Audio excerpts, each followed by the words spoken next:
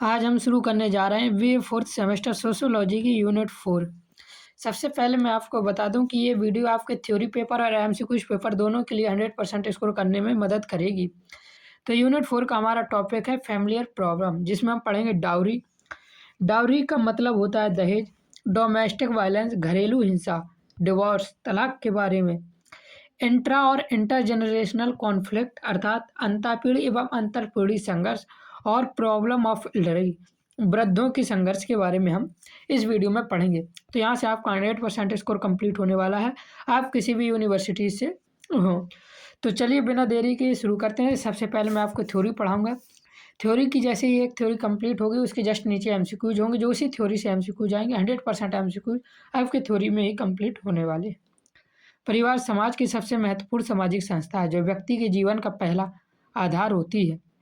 परिवार के माध्यम से ही व्यक्ति का समाजीकरण, मूल, संस्कृति और व्यवहार सीखता है। लेकिन आधुनिक समाज में अनेक सामाजिक, आर्थिक और सांस्कृतिक परिवर्तनों के कारण परिवार की संरचना और कार्यों में परिवर्तन आया है, जिसमें कई समस्याएं उत्पन्न होती हैं। इन्हें ही पारिवारिक समस्याएं कहा जाता है। तो पारिवारिक समस्याएं क्या कहते हैं? जो सामाजिक, आर्थिक और सांस्कृतिक परिवर्तनों के कारण परिवार में संरचना और कार्यों में परिवर्तन आता है, उसे क्या कहते हैं? पारिवारिक समस्याएं कहते हैं। इसमें जैसे दहेज, घरेलू हिंसा, तलाक, पीढ़ीगत संघर्ष और वृद्धियों की समस्याएं इसके प्रमुख उदाहरण हैं। और इन्हीं सब का अध्ययन आज की इस वीडियो में हम करने वाले हैं। तो चलिए अब देखते हैं सबसे पहले डाउरी सिस्टम अर्थात दहेज प्रथा। दहेज वह संपत्ति, धन या उपहार है जो विवाह के समय, विवाह से पहले या बाद में दिया जाता है।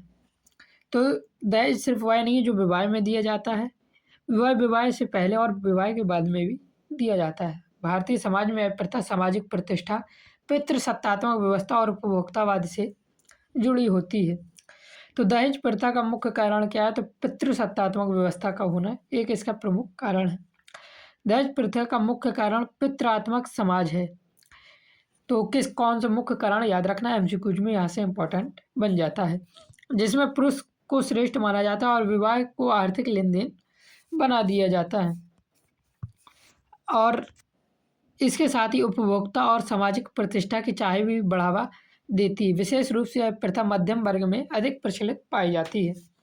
तो ये मिडिल क्लास में थोड़ी ज़्यादा प्रचलित होती है दहेज प्रथा। अब इसके लिए कुछ कानून बनाए गए जिनसे इंपॉर्टेंट एमसीक्यूज आपके पेपर में आते हैं, उन्हें याद रखना। दहेज प्रथा को रोकने के लिए 1961 में दहेज निषेध अधिनियम पारित किया गया था, याद रखना। 1961 में दहेज के खिलाफ कौन सा नियम पारित किया गया था? तो दहेज निषेध अधिनियम पारित किया गया था। यह पूछा जा सकता है दहेज निषेध अधिनियम कब पारित किया गया? तो 1961 में पारित किया गया। इस अधिनियम को 1984 में और अधिक कठोर बना दिया गया। ये दोनों डेट याद रखना। भारतीय दंड संहिता आईपीसी की धारा 304 दहेज मृत्यु से संबंधित है।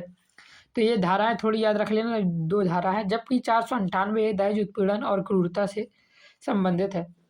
तो दहेज मृत्यु से संबंधित कौन सी धारा है, ये एमसीक्यूज में पूछा जा सकता है। तो भारतीय दंड संहिता आईपीसी की धारा 304 दहेज मृत्यु से संबंधित है। और दहेज उत्पीड़न या क्रूरता से संबंधित कौन सी धारा है? तो याद रखना भारतीय दंड संहिता आईपीसी की धारा 498, ये दहेज उत्पीड़न या क्रूरता से संबंधित है। दहेज के कारण समाज में कई गंभीर समस्याएं उत्पन्न होती है, जैसे महिलाओं की धारा उत्पीड़न, घरेलू हिंसा, दहेज मृत्यु और यहाँ तक कि कन्या भ्रूण हत्या। कन्या भ्रूण हत्या तो अब खैर बहुत कम हो गया है, लेकिन आपने देखा होगा कि दहेज प्रथा बढ़ती ही जा रही है कम होने की जगह। दीर्घकाल में असामाजिक असमानता और लैंगिक भेदभाव को बढ़ाता है। दहेज प्रथा देखिए, यहाँ से क्वेश्चन जो एमसीक्यूज मोस्ट रिपीटेड हुए हैं, मैंने वहाँ वो लिए हुए हैं। थ्योरी से आपके सारे एमसीक्यूज कवर होंगे, लेकिन ये इससे केवल जो मैंने रिपीटेड एमसीक्यूज सीधे आपको दिखाऊंगा, उनसे आप 90% तक स्कोर कर पाएंगे। 10% के लिए आपको पूरी थ्योरी 10 से 20% के लिए करनी पड़ेगी। तो प्रश्न दिया हुआ, दहेज प्रथा का मुख्य आधार क्या है? लोकतंत्र, पितृसत्तात्मक व्यवस्था, समाजवादी या शिक्षा? तो इसका सही आंसर क्या हो जाएगा? पितृसत्तात्मक व्यवस्था दहेज प्रथा का मुख्य आधार है। अब देखिए अगला क्वेश्चन दिया हुआ है, दहेज निषेध अधिनियम कब लागू हुआ? 1955 में, 1961 में, 1984 में, 2005 में? तो इसका सही आंसर हो जाएगा 1961 में दहेज निषेध अधिनियम लागू हुआ था, और 1984 में इसे और कठोर बना दिया गया था। अब दूसरा क्वेश्चन यहाँ से पूछा है, आईपीसी की धारा 304 किससे संबंधित है? तो आईपीसी की धारा 304 मैंने आपको बताया था दहेज मृत्यु से संबंधित है। और दूसरा यहाँ से रिपीटेड क्वेश्चन है, ये सारे रिपीटेड क्वेश्चन है, आपके पेपर में आने की बहुत ज़्यादा चांस है, हाईली चांस है, आप किसी भी यूनिवर्सिटी से हो। प्रश्न दिया हुआ आईपीसी की धारा 498 एक किससे संबंधित है? तो महिला उत्पीड़न या क्रूरता से संबंधित आईपीसी की धारा 498 संबंधित है। अब आगे देखते हैं, घरेलू हिंसा डोमेस्टिक वायलेंस क्या है? तो घरेलू हिंसा का अर्थ है परिवार के भीतर होने वाला शारीरिक, मानसिक, आर्थिक या भावनात्मक उत्पीड़न क्या कहलाता है? घरेलू हिंसा कहलाता है। यह समस्या मुख्यतः महिलाओं को प्रभावित करती है।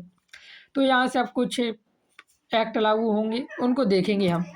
जैसे कि महिलाओं की सुरक्षा के लिए 2005 में protection of women from domestic violence act लागू किया गया था। तो कब लागू किया गया था? 2005 में लागू किया गया था। इसे शॉर्ट में PWDVA कहा जाता है। तो याद रखना, PWDVA का फुल फॉर्म याद रखना, protect of women from domestic violence act कब लागू हुआ? तो याद रखना 2005 में लागू किया गया था।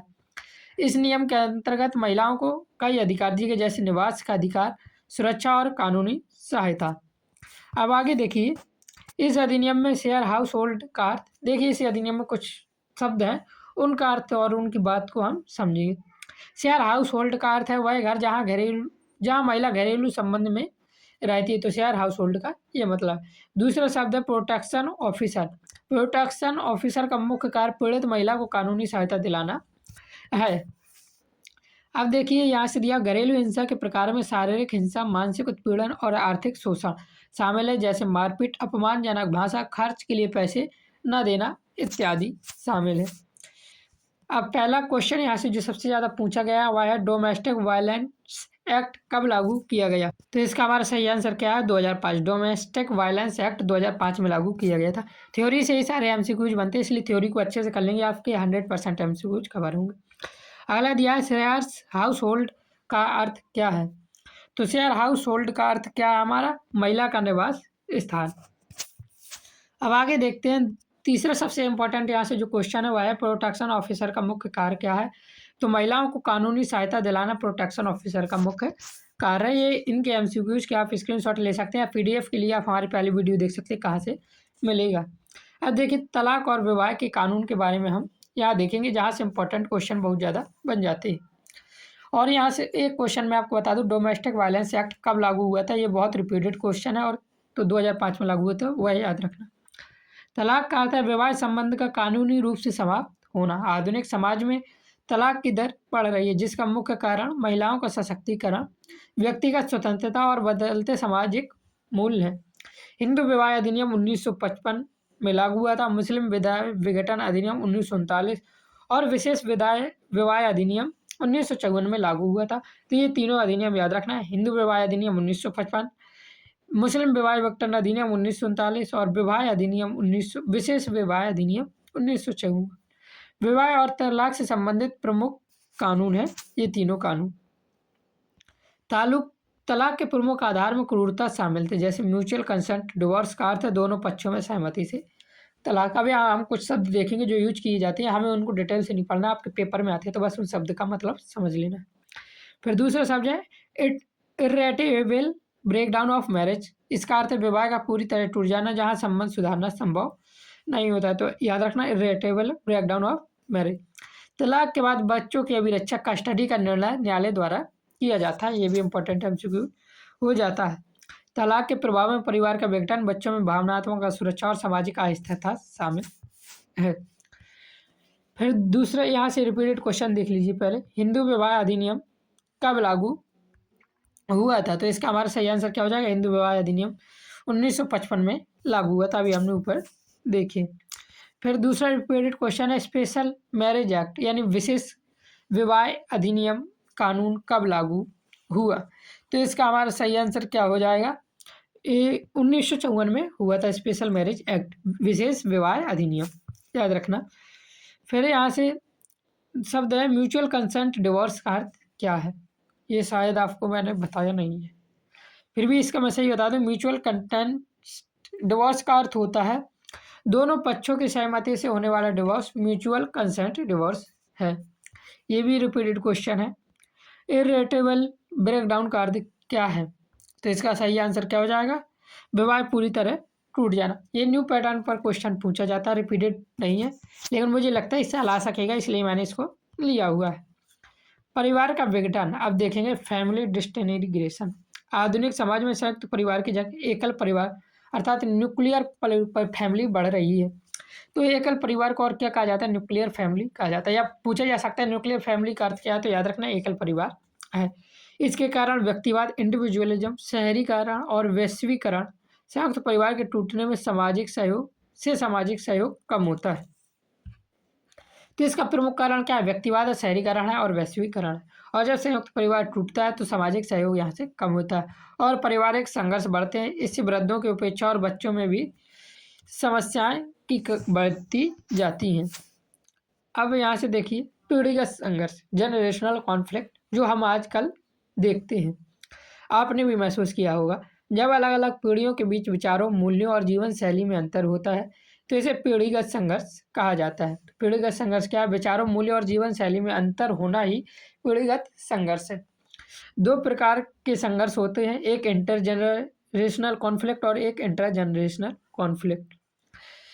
तो इनके अर्थ देखिए। इंटर जनरेशन कॉन्फ्लिक्ट का अर्थ होता है, तो इंटर जनरेटर कॉन्फ्लिक्ट का अर्थ होता है जब दो अलग अलग पीढ़ियों के बीच विचार, सोच, मूल्य या व्यवहार को लेकर टकराव होता है, तो इसे इंटर जनरेशनल कॉन्फ्लिक्ट कहते हैं।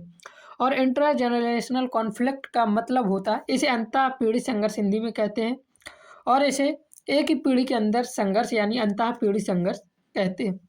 जब एक ही पीढ़ी के अंदर संघर्ष होता है, मतलब कि एक पीढ़ी के अंदर दो लोगों के बीच मतभेद या संघर्ष होते हैं, तो इसे इंटर जनरेशनल कॉन्फ्लिक्ट कह देते हैं। तो देखिए इंटर जनरेशनल कॉन्फ्लिक्ट दो पीढ़ियों के बीच होता है, जैसे माता पिता और बच्चों के बीच।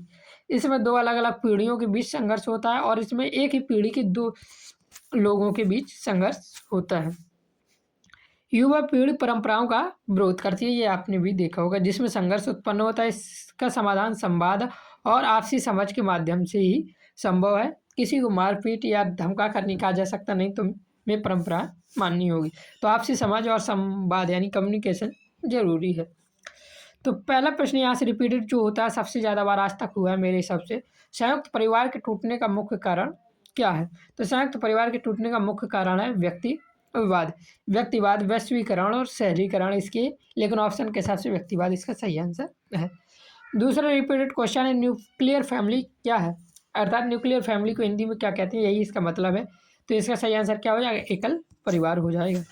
रिपीटेड क्वेश्चन ये पेपर में पूछ लिए जाते हैं, बहुत आसान है। जनरेशनल कॉन्फ्लिक्ट का मुख्य कारण क्या है? तो जनरेशनल कॉन्फ्लिक्ट का मुख्य कारण है सांस्कृतिक परिवर्तन। जनरेशनल कॉन्फ्लिक्ट अर्थात जनरेशन में संघर्ष का कारण पूछा गया है। अब इंटर और इंट्रा इन दोनों को याद रखना, थोड़ा शब्द का हेर फेर है। इंटर जनरेशनल कॉन्फ्लिक्ट किसके बीच होता है? तो यह अलग अलग पीढ़ियों के बीच होता है, और इंट्रा जो होता है वह एक ही पीढ़ी के बीच होता है। ये दोनों एमसीक्यू थोड़े अच्छे से याद रखना, गलत होने के चांस हो जाते हैं। इंट्रा जनरेशनल कॉन्फ्लिक्ट किसके बीच होता है? तो समान आयु वर्ग के बीच इंट्रा जनरेशनल कॉन्फ्लिक्ट होता है। अब यहाँ से देखते हैं वृद्धों की समस्या, प्रॉब्लम्स ऑफ एल्डरली, और ये पढ़ने के बाद हमारी ये यूनिट हो जाएगी समाप्त, और आप फिर इस यूनिट से आने वाले सारे एमसीक्यूज कर पाएंगे, एक भी एमसीक्यूज आपका छूटेगा नहीं। वीडियो पसंद आ रही हो तो लाइक जरूर कर देना, चैनल पर नए हैं तो भी सब्सक्राइब जरूर करें। वृद्धावस्था सामान्यतः 60 वर्ष से अधिक आयु को माना जाता है। इस अवस्था में व्यक्ति को कई सामाजिक, आर्थिक और मानसिक समस्याओं का सामना करना पड़ता है। आर्थिक और सुरक्षा, अब यहाँ से देखिए सीधे आपको फ्लो में थ्योरी नहीं मिलेगी, क्योंकि इन जगह से थोड़े कम क्वेश्चन पूछे जाते हैं, तो मैंने कुछ मुख्य पॉइंट रखे हैं। आर्थिक असुरक्षा जैसे शब्द यूज होते हैं, इनका मुख्य कारण है सेवानिवृत्ति और नियमित आय का अभाव। डिपेंडेंसी रेशियो एक शब्द यूज किया जाता है, इसका अर्थ है कार्यशील जनसंख्या पर निर्भर वृद्ध जनसंख्या। जो वृद्ध जनसंख्या वह क्या है? कार्यशील जनसंख्या पर निर्भर है, इसे डिपेंडेंसी रेशियो कहते हैं। वृद्धों के साथ दुर्व्यवहार को एल्डर एब्यूज कहा जाता है, यह एक सामाजिक अपराध है, इसे सोशल क्राइम माना जाता है। तो एल्डर एब्यूज एक सोशल क्राइम है, ये याद रखना। तो यहाँ से रिपीटेड क्वेश्चन देख लीजिए, वृद्ध अवस्था किस आयु से मानी जाती है? तो वृद्ध अवस्था 60+ आयु से मानी जाती है। फिर दूसरा रिपीटेड क्वेश्चन है, डिपेंडेंसी रेशियो का अर्थ है, तो इसका सही आंसर हो जाएगा निर्भर जनसंख्या। वृद्ध जनसंख्या का कार्यशील जनसंख्या पर निर्भर होना फिर यहाँ रिपीटेड क्वेश्चन है, एल्डर एब्यूज का अर्थ क्या है? तो वृद्धों के साथ दुर्व्यवहार करना एल्डर एब्यूज का अर्थ है। अब देखिए एक्टिव एजेनिंग, एक्टिव एजेनिंग का अर्थ क्या है? तो इसका जैसे हमें समझ में आ रहा है, एक्टिव है तो सक्रिय होगा, तो सक्रिय सामाजिक भागीदारी। ये आपके मैंने थ्योरी में नहीं था, ये एक बार आईएमसी को आया था, इसलिए मैंने यहाँ पे ले लिया है। सामाजिक परिवर्तन और पारिवारिक समस्याएं। आधुनिकता, वैश्वीकरण और तकनीकी विकास ने पारिवारिक संरचना को बदल दिया है। इससे पारंपरिक और आधुनिक मूल्यों के बीच संघर्ष उत्पन्न होता है, जिसे पीढ़ीगत संघर्ष कहा जाता है। डिजिटल तकनीक के कारण सांस्कृतिक अंतर बढ़ता और सामाजिक संबंधों में परिवर्तन होता है। इसका कंक्लूजन देख लीजिए, थ्योरी लिखने में आपको मदद करेगा। इस प्रकार दहेज, घरेलू हिंसा, तलाक, पीढ़ीगत संघर्ष और वृद्धों की समस्याएं आधुनिक समाज की प्रमुख पारिवारिक समस्याएं हैं। इनका समाधान केवल कानून से नहीं बल्कि सामाजिक जागरूकता, शिक्षा, समानता और मानवीय मूल्यों के विकास से संभव है। जब परिवार मजबूत होगा तो समाज भी मजबूत और संतुलित बनेगा। तो इस प्रकार से आपकी यूनिट 4 भी मैंने कंप्लीट करवा दी है। आपकी 4 यूनिट और बची हैं, उनको भी हम जल्दी ही कंप्लीट करने वाले हैं। तो चैनल पर नए हैं तो सब्सक्राइब कर लेना ताकि आपको भटकना ना पड़े और यहाँ से आप हर सब्जेक्ट का कंप्लीट कोर्स कर पाएंगे। मैं जल्दी ही सारे वीडियो अपलोड करने वाला हूँ। तो जय हिंद, जय भारत, राधे राधे।